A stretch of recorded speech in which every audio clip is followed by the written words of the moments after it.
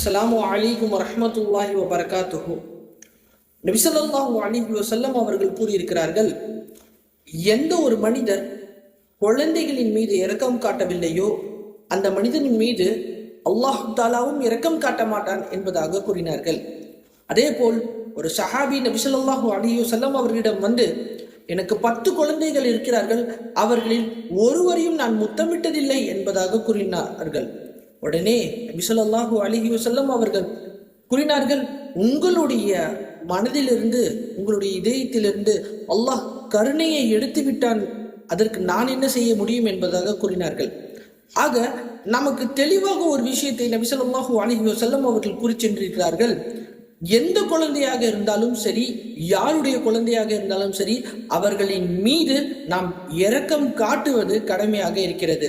அவர்களின் மீது நீங்கள் இரக்கம் காட்டினால் கருணையாளனுக்கெல்லாம் கருணையாளனாக இருக்கிற அல்லாஹ் நம்மின் மீது கருணை காட்டுவான் என்பதில் எந்த விதமான சந்தேகமும் இல்லை. எனவே கருணை காட்டுங்கள். இன்றைய தினம் சில்ட்ரன்ஸ் டே என்று கொண்டாடப்படுகிறது.